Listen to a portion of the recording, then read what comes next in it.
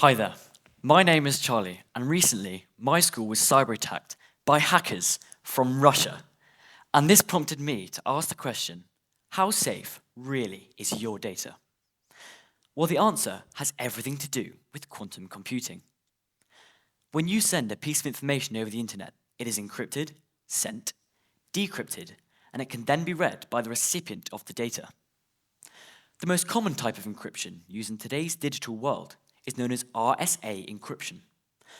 RSA encryption can be compared to the locking and unlocking of a door, where the door represents our data. The key to lock this door is publicly available and different from the unlocking key.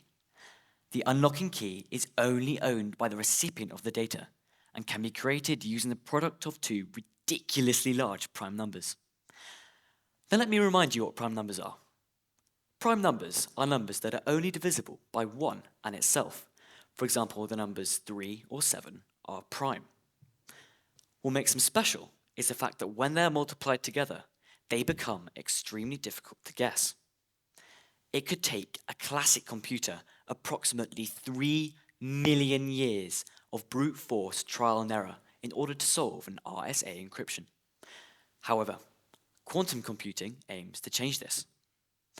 Classic computers use something called bits, or ones and zeros, of binary information in order to store and encode data. Quantum computers, on the other hand, use quantum bits, or qubits. Quantum bits, like bits, can store and encode data as either a 1 or a 0.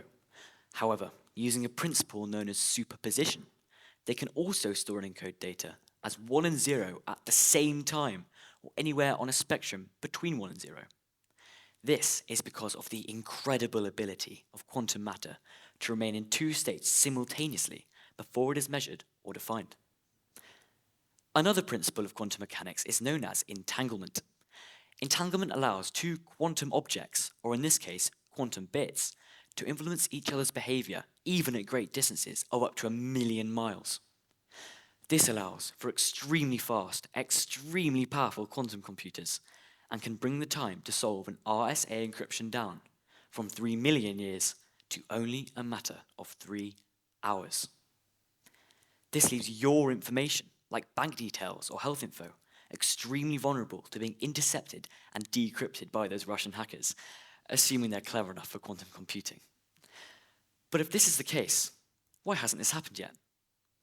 Well, while there are working quantum computers, there are still difficulties to do with the coding, as well as the complex tasks they're required to perform.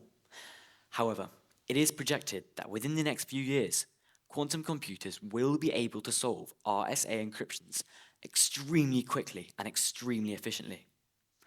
While this is a simple problem for your data, it is a difficult one to solve, and it will be interesting to see how the developments in quantum computing affect encryption, Russian hackers, and the safety of your data in the future. Thank you for your attention. Brilliant, Charlie, thank you. So, we're all going to die and we're all going to get hacked before we die. Brilliant, thank you for that. So, quantum computing, complex topic, beautifully succinct presentation there. Your ordeal is not over yet. We're going over to the judges. Jo, what would you like to know?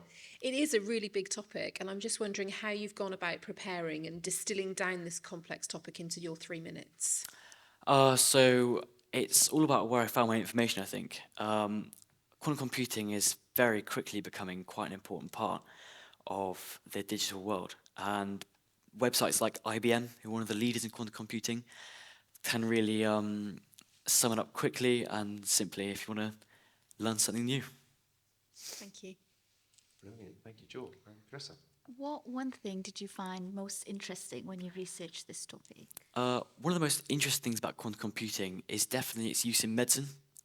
It's obviously quite an important part of everyone's lives, and it can be used to simulate the individual reactions of new medicines with people's bodies. So that would reduce fatalities from clinical trials. We wouldn't have to test on animals, and it's overall really interesting.